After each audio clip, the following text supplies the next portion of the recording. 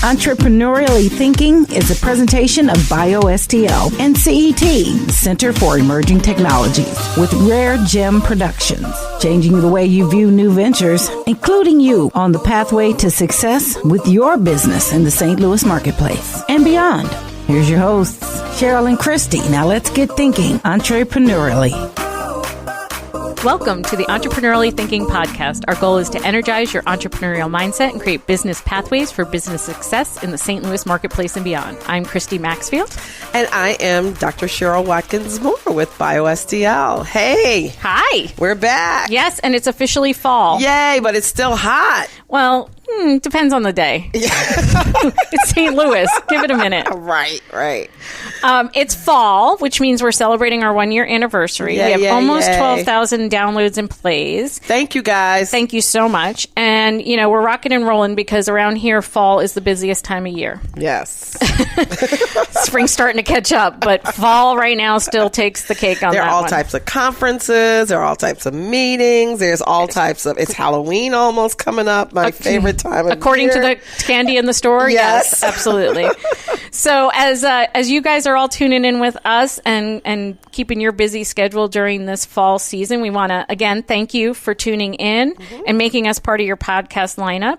Don't forget to share the show with your friends. Folks can subscribe on iTunes or wherever they find their favorite podcasts. So help us spread the word and inspire as many people as possible. One of the many ways that like-minded folks who are listening who are in the St. Louis region might want to expand their network is to connect with us on October 19th at the Vision Symposium. This is a small business innovation conference all day long at the St. Louis Community College Flow Valley campus. We have a full day of programming. You can pop in and out if you'd like. It's only $20. There's even some discounts available if you're a student in the St. Louis Community College system. It's very There's special hands-on. student pricing. Right. And the keynote speaker is Lonnie Johnson. Yes. NASA scientist, inventor of the Super Soaker, all-around cool dude. That little toy made him $200 million. So if you guys want to learn more about, what Lonnie does, he was just featured on CBS Sunday Morning. He gets around. And he's coming here. And he's going to be our keynote. We are so excited. So come see us. Yes. And you can register at visionslouis.com. Well, one of St. Louis's oldest and most respected entrepreneur support organizations is ITEN. It stands for the Information Technology Entrepreneur Network. Its mission is to be a catalyst for great tech startups. So all you folks who want to create apps and the whole non-technical founders, your people who think you know what tech is, all those folks. Yes. All roads lead through ITEN. Exactly, through ITEN. You may be familiar with their business model validation or mock angels programs, which are integral parts of their startup commercialization program. But there's lots more going on at ITEN to drive tech innovation. Not at the least of which is the selection of their new executive director, Mary Louise Helbig. Yes. Today, Mary Louise, or affectionately as we know her as ML, joins us with Jane Vancil, an ITEN entrepreneur in residence from ITEN and CEO of IncentiLock. We love Jane too. I mean, we have to doing wonderful things. Yes. And we're going to talk to her and both of them about their personal startup experiences, as well as ITEN's mentor services and corporate innovations programs. Wow.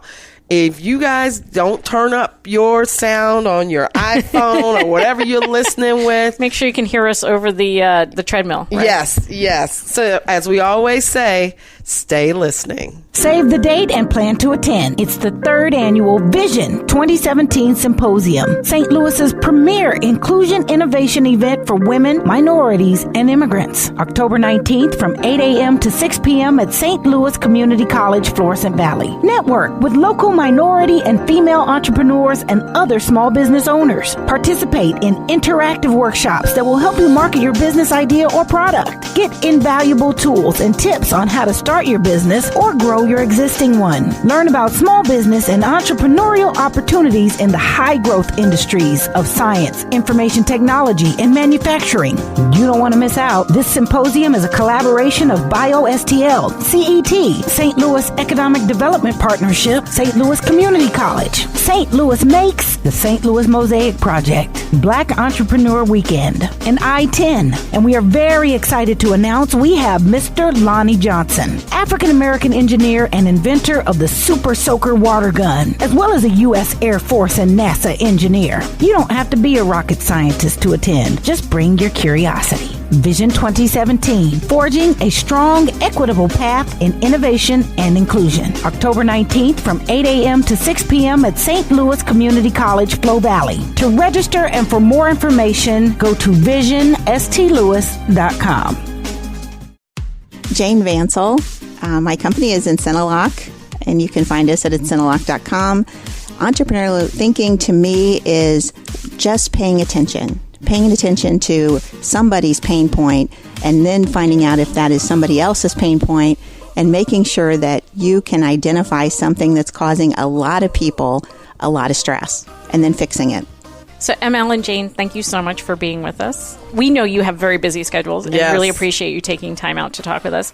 Between you, the wealth of information in the room is quite staggering. I was just taking a look at just all the industries you've touched throughout your careers, and we thought we'd list them off, and then it got frankly too long. But, from manufacturing to law, healthcare, telecom, financial services, healthcare, it's like 4 lifetimes worth of industries. Yeah, I thought when Cheryl was saying the oldest reference before, I was afraid she was talking about me and not ITEN. I was going to be insulted for a minute.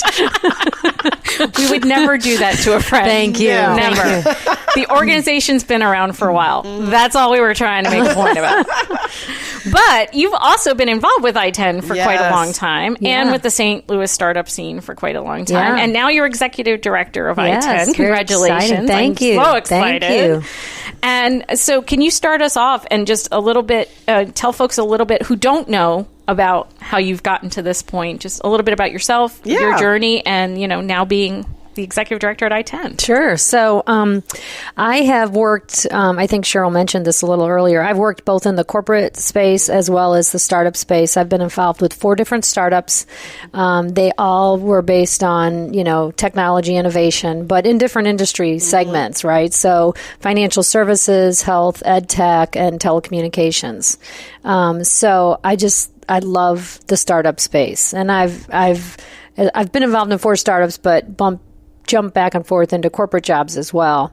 And that's not uncommon. I was going to say, and what she's not telling you guys, she was the CEO of 2 startups here in our region. So it's not just like she was the staff person getting the coffee. Does anybody actually have people who but get I really hope not. But that's a very important point about startups. It is very important. Because I think Christy's going to maybe remember this. I was in a Square One class where somebody said, "What's it like to be a CEO?" And I said, well, let's be honest and not fool yourself or kid yourself. Right. What it means is, yes, you may be giving investor presentations, but you also are taking out the trash and, fixing a broken chair and, listening to an upset employee. So, we're all the hats. It's all the hats, and they all aren't always pretty. No, right? Not at all. Not at all, right. When you're in a startup company, whatever role you're in, it's an all hands on deck thing. And if you have too much pride or ego or, it's not the place for you. Absolutely. Because you've got to do, got to do what it takes. Flexible and nimble. Yeah. But to answer your question, so I've been involved also not just involved in startups, but been involved in the startup community in St. Louis for some time, and starting back to Gateway VMS. Oh, yeah. And as a mentor and one of the initial classes with Capital Innovators. That's how you and I met. Prosper. Yes, Cheryl and I met. We were mentoring a company in that program. Virtual Nerd was an ed tech startup I was involved in, and the company was sold to Pearson. And in 2014, I joined ITEN then as an entrepreneur in residence. So I've been an entrepreneur in residence until just 8 weeks ago. I became the executive director. But Jane holds the title on time. You've been with ITEN since the beginning. Pretty much. 2008? 2008. Wow. Yeah. So you know where all the bodies are buried. Well, I buried some, probably. I'm keeping her very close. Pivot, persevere, or perish. Perish sometimes happens. Exactly. But Jane, what is an entrepreneur in residence then? That sounds like a really fancy title, and of course it is. But Thanks. what does that mean? Appreciate that. Not really fancy. I'm really not sure I know most of the time either. I just think it means I failed somewhere along the line and then gotten back up. That's what I. But you have a place to live. The residence part. You do. Yeah. Well, you do, and maybe at T-Rex. Yeah. With a mattress or a cot. It could be. You never know. But I think that for me, that what it means is that hopefully I can help somebody start just from the very beginning and take them through funding. So it's an idea for my latest startup, and I failed at a startup before, and which is a great experience. Oh, absolutely. You just learn so much from that. But it's that it's a badge of honor. It is not a badge of shame. No, I agree. At the time, it doesn't feel like much. Right. Once you get out of bed after a few weeks, it's all good after that. It's pretty ugly, right? But this last one came from really a bad Excel file. That was it. An Excel file that became corrupt. You know how if you use Excel a lot, after about 6 times of a big very linked model workbook, you'll have to rebuild it. And this last time, I thought, that's ridiculous. I am not doing it again. So that's one of the things that I do a lot. I'm on the tech advisory board with St. Charles Community College, which I love. And when students ask you, because everyone wants to be an entrepreneur, like Emma said, it's so glamorous, right? But and there was one young man who said, I want to be an entrepreneur. I want to take all those classes because I don't want to work that hard. And I'm like, wrong. Sorry. You've gotten the wrong memo. Well, it's funny because 20 years ago, or not even that long, when you used the term and said, I'm an entrepreneur, what most people thought about is you don't have a job. So that's what you really are, right? Or a consultant or something like that. But absolutely, an entrepreneur, if you think you're going to get in this and work a 9 to 5, think again. Yeah, it's crazy. I think that I can't tell you the last time I've had a real vacation, but you're doing something you're passionate about, so you don't realize sometimes when you don't, and that's a caution that everyone should pay attention to, because you do burn out, but you'd feel like there's no one to hand it to, in the early days. So what I usually talking to young people or someone who's thinking about whether or not they can be an entrepreneur, what I try to do is just point them to people they know and situations they're familiar with, and just say, just look around. Talk to your parents, your grandparents, or your brothers or sisters, and notice when they're upset about something. And is that something you can fix? Is it something with their job? And if you hear it over and over, and then you can talk to other people in that same situation, that same company, that same industry, and if you find something that's really causing people the migraine that we all talk about, then maybe it's something to really delve into. And then you can, ITEN, and we're so thrilled about ML leading us. I mean, just so excited about it, and just couldn't be more proud. But one of the things I think we try to do is help people get just from that idea and find out, is it worth going any farther? Yeah. Because anybody going to buy what you're selling? Exactly. Because if it's not, okay, maybe that's not the thing, but you've already shown us that you have that thought process. You're thinking, so maybe it's another idea. Right. And, we all kind of hit a wall sometimes and have to pivot or just start over. Absolutely. And so I think I would say that's one of the things that I really respect about ITEN is when you come in, we don't expect you to leave the same person you walked in that door, or necessarily with the same venture that you came in with. That's very much how we approach stuff at CET as well. Exactly. So, and speaking of that, we're so blessed to be in a community with so many startup supporters and people who play well in the sandbox. Yeah, because we all want the same thing. Absolutely. And so, Emma, tell us, now that you're the new ED, what's your thoughts on, what's your vision on the organization? Where do you see it going? And what are you guys doing? Yeah, so right now, I think for the startup community in the region is a time for change. There's just different things coming together, whether that's funding or lack of funding and different issues, right? And you know, just like any business, you know, you kind of get to the 7-year mark in marriage, you know, and you like have to tweak the model. Yep. I think that's where we are. I think that's where ITEN is, but I also think that's where the community is as well.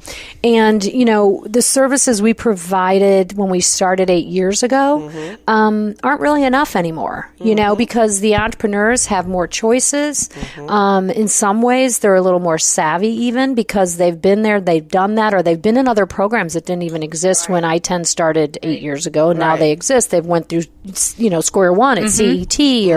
And so they're coming to us with a greater awareness. So we need to evolve our programming. And we're doing that in 3, I would say, significant ways in the coming year. One is, you mentioned the startup commercialization program. So we've had the business model canvas process and the business validation that we do up front, and we then work with them with our mentors who are free. By the way, our services are free to entrepreneurs still, which is a wonderful thing. We're a nonprofit organization, and we're there to help the entrepreneurs. That is a huge value in our community. I mean, not to have to pay for these services. So right. So what we want to do is we want to make sure our services are very impactful, but we use them wisely and judiciously because they are free. Right. So we're putting structure around how our mentors and entrepreneurs work with each other. It is not a class, but I'll call it a framework. Okay. So when someone comes in, they say, I have this great idea. Here it is. What do I do next? We can kind of take them through the concept validation process to commercialize that and get it to market entry. Or if we have to give the tough love and tell them, you know, this, you know, cute idea, but not a business kind of, you know, or maybe, but you need to change some things. You need to pivot this concept and do it a different way, you know, create your product feature set differently or go after a different market segment. So those are the things we want to help them with. And so the startup commercialization program, I'm going to call it a framework for lack of it, because I don't want anyone to think it's a class or it's like an accelerator where somebody's going to go 12 weeks and it's scheduled classes, yada, yada, yada. Right. It's really fluid. And because of that, we can really work with an early stage company as well. So we have some of our member companies that have been around and been, you know, successful, and they even can come back to us and do a pivot. We had a company this past year that we worked with, Deck Commerce, and they were really a service company, an IT service company, and they're productizing what they do for e-commerce. So they came back around us. They were an established business, been in business. I was going to say, so that is a great value, especially to many of our existing business owners here in the market. Some of the things we've all talked about is sometimes what happens when you get a little bit older. Exactly. Are you thinking fresh? And so you guys can help them do that. Right. We can bring them back into the process and help them and engage them with the right wonderful, talented mentors and entrepreneur in residences that we have, the EIRs, people who are serial entrepreneurs themselves. I was going to say, the mentors that you guys have is unbelievable. These people are not just somebody that just walked off the street. They're not just someone who just came out of a business school and with no experience. You guys have some great mentors there. Absolutely. And even if they're not all of them are necessarily entrepreneurs, so they might be industry or kind of functional experts, but that's a good thing because what we do is somebody's working on a specific problem. We curate that, you know, we say, look, you know, Jane, you need to go talk to Christy because we know Christy in our mentoring population is the subject matter expert on this. So we can get you to a person that can help you very quickly. So the startup commercialization program is a big thing. The second thing is our corporate innovation program. We launched this 2 years ago and it's going really well, kind of piloted it for the first year. We're working with area corporations and they become, you know, they sign up for our service, year-long contracts, and we pair them up with some of our most promising startup companies because our corporate community said to us, they said, how do we get involved, first of all, in all of this innovation that's going on right in our own backyard?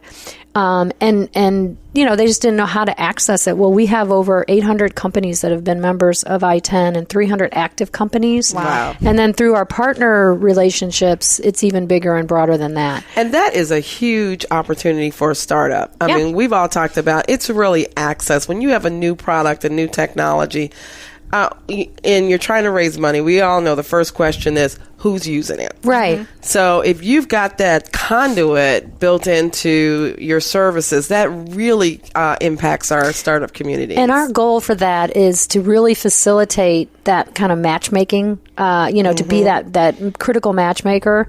And so our hope, our end goal is that there's some level of engagement that comes from that. Because as you said, for a startup company to get access to a corporation is nearly impossible. Yes. Right. And we can make that happen quickly. So we can shave off months, years, or even the risk that it would never happen if we weren't able to intervene. That's keeping the startup out of the valley of death. Yes. Yeah. And adding tremendous value to the corporate partner who needs that expert eye outside of their four walls, and who's somebody who's pushing the envelope, somebody who's taking their industry to the next level. Absolutely. And so what's the third prong before we go to our first break? Yeah, so the third prong is really just expanding our footprint geographically. In Missouri initially is where we're going to focus in the coming year.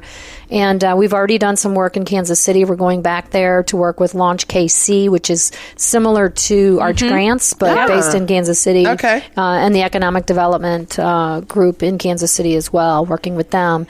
And then looking at Springfield and Columbia. So we have relationships there that we're going to, because we're really kind of spoiled in St. Louis with all the resources that we have. So if we can take what we're doing and provide them this level, some levels in parts of our service, and then maybe get a footprint and grow our presence in those markets in Missouri, that's what we're looking to do. That's fantastic. So your car is going to get a lot of mileage. Yes.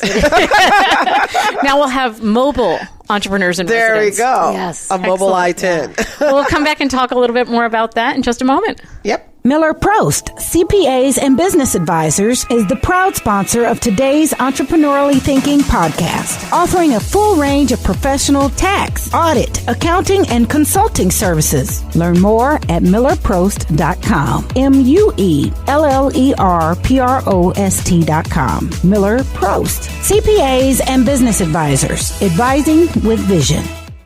I am Mary Louise Helbig. I'm the Executive Director for ITEN. Entrepreneurial thinking to me is a combination of things that come together. It's being open, so it includes creativity, but also being open to information and ideas and feedback, and forward motion.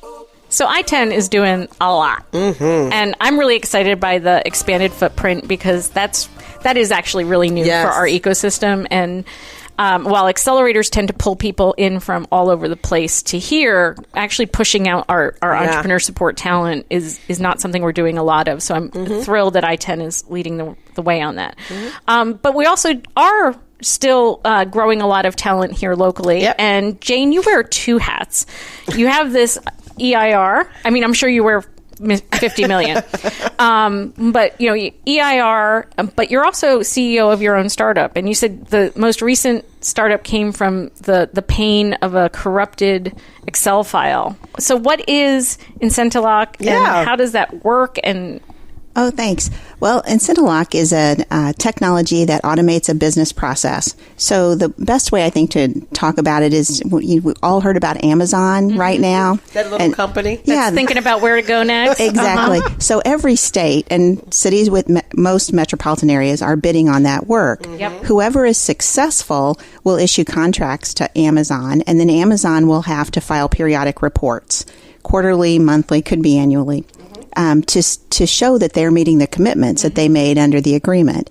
I have now automated that process. Most of it's done by companies in Excel or using an Access database. There are some proprietary systems, but we actually have two products. And if you think of the IRS and TurboTax, so with the IRS, you can fill out your taxes on paper. You can use TurboTax, H&R Block. You can use any type of software and send it in. The IRS audits it using their systems. So we have one product that does that for tax credits and incentives. And so the other product is what a company would use or an agency, and they actually upload just out of their existing payroll records. They don't have to fill out a template. It goes in. It uses the same process that the states use to audit under specific programs. So all of that's very unique by program. And if a state is using the other product, it doesn't matter. Companies can use the companion with or without the state. So, you know, if they're used together, if the state has it and a company has it, then the audit risk is very minimal and the time it takes to audit is very quick. So how did you come up with an idea like that? I mean, literally. She had a really bad file that kept breaking down.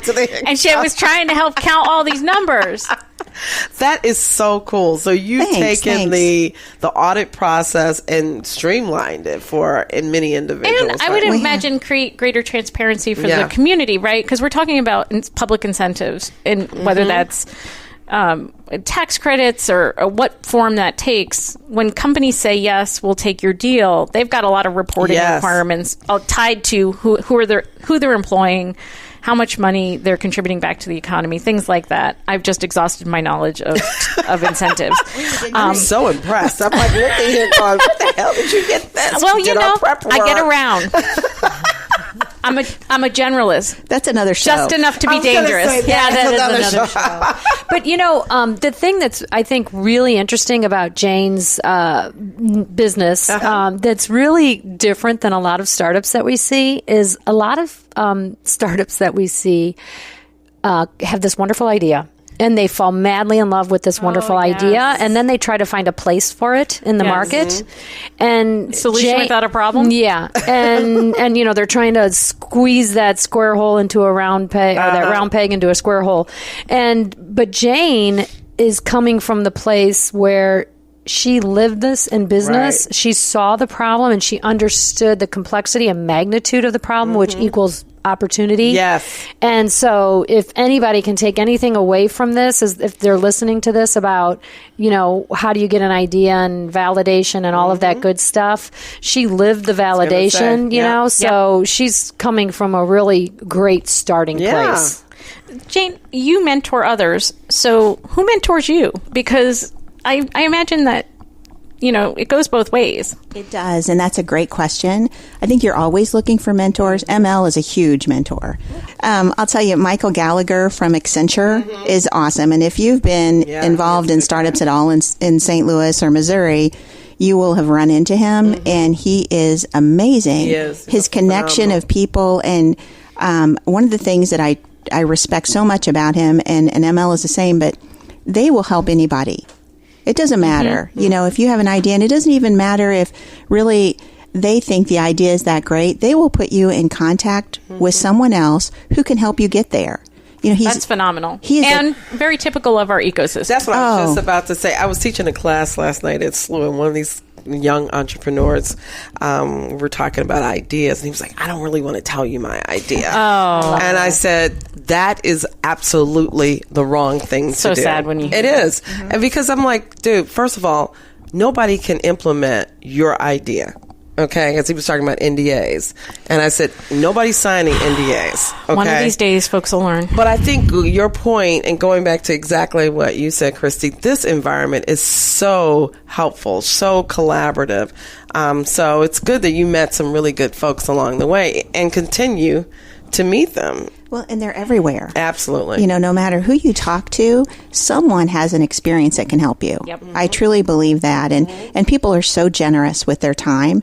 And the other thing that I think is real important is for us to recognize when it's not the right mentor. Yes. You know, if you stay with someone who, sometimes it's just that your personalities are different, or you have just a fundamental difference in the vision. And if that's the case, maybe your vision does need to change, but maybe it doesn't. Right. So go and talk to a different mentor. Find another That's a group. good point. Because I think sometimes we tend, and ML and I were talking about this a little earlier, that in the Midwest, we tend to be very loyal people. Oh, yeah. You know, if someone's good to us, you try to stay and you want to reciprocate. But sometimes that works against us a little bit. You know, truly always be loyal, you know, as much as you can. But it's important to go and look for that next person. and then maybe you learn from something from them that takes you back to the original. But I think we see that a lot. Yeah. I think that's a criticism that we hear back from startups too, is that, well, I worked with so-and-so, but I didn't really, that didn't really work. Or, well, then I think it's incumbent upon the founder or the person with the idea to go and talk to someone else. Just keep at it, because if you get stopped at finding a mentor, chances are your venture's not going to go very far. Chances are you're not really an entrepreneur, because most entrepreneurs are going to keep and they're going to keep pushing. You do. Even though sometimes, if after the first mentor and they tell you that, this is not such a good idea, you go to the second and third when they tell you the same thing, maybe it might not be a good idea. There's always that balancing But you should push forward. Absolutely. Well, and the thing on mentoring regarding Jane that is so important, I mean, Jane's an accomplished career person, right? Oh, but, you asked her about her mentoring experience. The thing that is so great about Jane is that she listens. Yeah. Right? So even though she's an accomplished career person, when she asks for advice, information, guidance, or direction, she listens to what you have to say. And she takes that in, I was going to say, it's the coachability piece. Right. And that is very important. And that's why, I'm sure Jane has been successful and will continue to be successful no matter what she does, is because she's open and she's not defending her idea to its death. Well, tell me about this, because we talk about this a lot, for those founders that are not tech folks like I was working with tech folks. How do you work with individuals like that with ITEN? I'm sure you guys see them, because my company was an ITEN company. I am one. I mean, I've been involved in 4 different tech companies, but I don't write code. Right. I don't develop apps, right? So I'm on the operations side. So when the product is developed and the baby's ready to go to market, I help in the process too, but fundamentally that's where my sweet spot is commercialization and taking the product to market. How to do that, how to grow and scale the business. So you guys work with those type of individuals, all those the type time. of founders. All the time.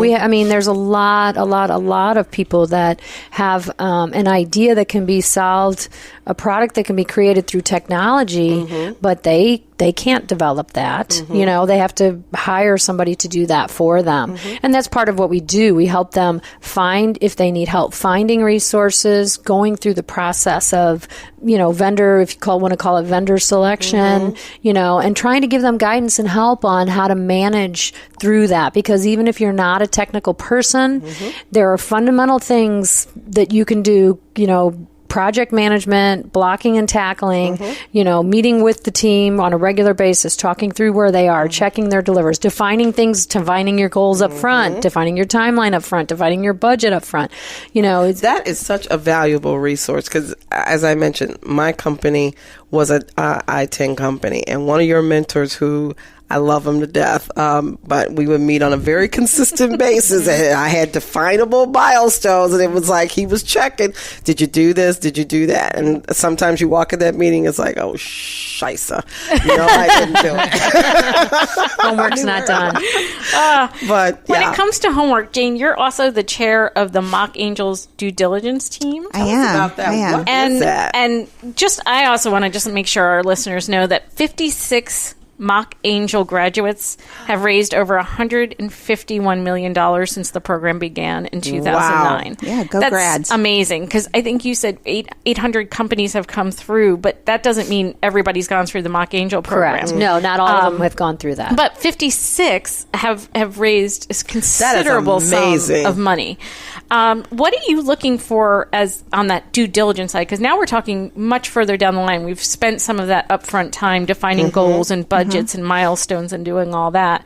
What are you all looking for or helping people prepare for in that process? The goal is to help them prepare for true due diligence. So it's kind of mock due diligence too, as a part of the program. So we want our companies, when they go and they're going to start talking to VCs, we want all their documentation to be in order. That is so important. It is. And so and these are all things they can have done ahead of time, because that that process is very grueling and takes a long time. If they can be ready, and it's simple things like making sure you have your articles of organization or incorporation, your EIN, all of that, an operating agreement.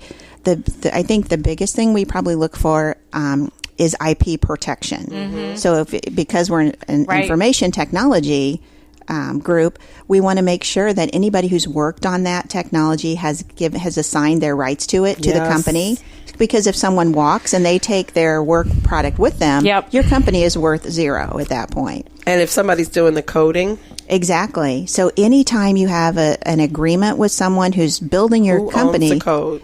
That's exactly right. So those are huge for us because we know if that company does not own all of its IP, they're going to get zero money. Right. Because who would invest in something that has no potential? And if your operating agreement's not in proper order, if you haven't really thought through governance, even early on when there's only one or two of you, then... That's exactly right. So getting people, I think, to really treat their venture as a company and respecting early on. Exactly. So they should have a board book, no matter if it's an LLC and it's really an advisory board there as opposed to a board of directors, but they should have that. They should have resolutions where they've given themselves or their managing partner, whoever it is, or the CEO, given that person the authority to open bank accounts, to hire a lawyer, an accountant, whatever that is. So we want people, because that's the other thing. When you go to a VC, not only do you want to have a great idea, you want to be a company. Exactly. You want to have value, and it takes that much less time for you to actually get your money. And if you're going to invest in a company, you want to make sure that they know how to use your investment. Exactly. You know, I don't want to pay somebody who has to go back to square one and start getting all their stuff caught up. So not literally. Oh, sorry. Oh, yeah. No, square one. That's why we created that's why the name was created, right? I wasn't even there then. Christy I tried to keep it neutral. She was looking at me. I'm like, I know that they're not talking about my program. The figurative square one. Square one. Well, maybe it was subliminal. But you know what? And if they want to come on back, she'll take them back, right? But that means I screwed up somewhere along the line too. So hopefully we'll catch it before that happens. We love Square One. We do. Well, that's a wonderful program. Thank you. We've got some really great people who've been through the program, who are currently in the program, and always excited to see how they move along and through the ecosystem. Absolutely. And what we always tell folks when they, particularly about ITEN, is you get out of it what you put into it. That it's not, particularly the startup commercialization program, as ML said, is not a class, is not a cohort, it's a framework. And if you're expecting somebody to lay out the roadmap for you and hold your hand, then you're not going to get a lot out of ITEN. It's plain and simple. But also, ITEN's not going to put a lot into you. You show that you're willing to figure out what the pathway is, how to navigate it, reach out to those mentors, start forming those relationships. That's the signal they're looking for, that you're worth putting that time and money into. And making the investment that they make as an organization into helping you be successful. So I always try to tell people that, because there are so many programs in town that are start date, end date, do this, do that.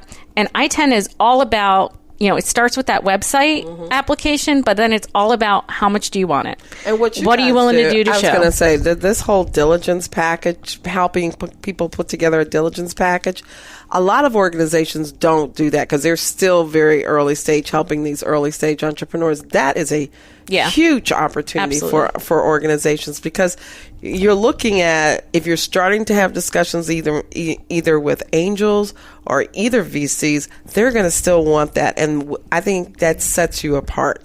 When you can approach and have those conversations with those organizations. It's a step above, absolutely. They know you've put on your big boy or girl pants. Right, and which is also why we take great pride at CET and in the Square One program of when ITEN says you should probably go do Square One, they're saying, you'll get a lot more value out of us once you've done some of these other things first. And then we can turn around and say, okay, they've done it. They were among the pivot and the persevere out of the possible 3 outcomes. And now they're ready for the more. Right. And you're the more. So we could probably spend another 2 days. Oh my gosh. Talking, having fun, laughing, maybe even getting some wine. But we That's are what we got to bring to we the are table at the end of next our time. program. So one of the things we want to make sure is that people know where to find you. Yes. So where do we find ITEN? The best place is our website, which is ITENSTL.org. Fabulous. And we have information about our programs and events and how to connect in the community. So that's the best place to go. Great. And if I'm interested in learning more about your company, IncentiLock, where would I find more information, Jane? IncentiLock.com. Excellent. Wonderful. Easy, simple, direct, and everybody can get more information. Peasy. Right. So thank you so much. Thank you for spending time You guys with us. have been wonderful. Oh, We'll this find is fun. another excuse to talk to you soon. Exactly. The All right. next time Phase 2. around. Yes. Hey, well, we're going to Mid-year have to know update. how things went with Casey, Springfield, and Right. Yeah. Columbia. Right. And, tour. and wine. And wine. And wine. Thelma, Louise, and we got to think of some more names. I'll let Bert you and name, Ernie. I'll let you name us. Bert and Ernie. I'm not going to say who gets the what name. On the road. Orange is not my color. I'm just putting that out there. Thanks, ladies. Thank you. Thank you, guys. Bye. Changing the way you view new ventures, igniting your thinking about entrepreneurship. It's entrepreneurially thinking. Get connected and discover more. Visit our website for show notes, resources, information about our guests, upcoming events, and of course, all your favorite episodes. If you have any questions, be sure to leave them for us in the comment sections, and be sure to leave us a 5-star rating on iTunes. The best way to show love is to share. Let everybody know that you're thinking entrepreneurially. So visit our website, entrepreneuriallythinking.com. #ETHINKSTL. Entrepreneurially Thinking is another positive production of Rare Gem Productions. Thanks for listening.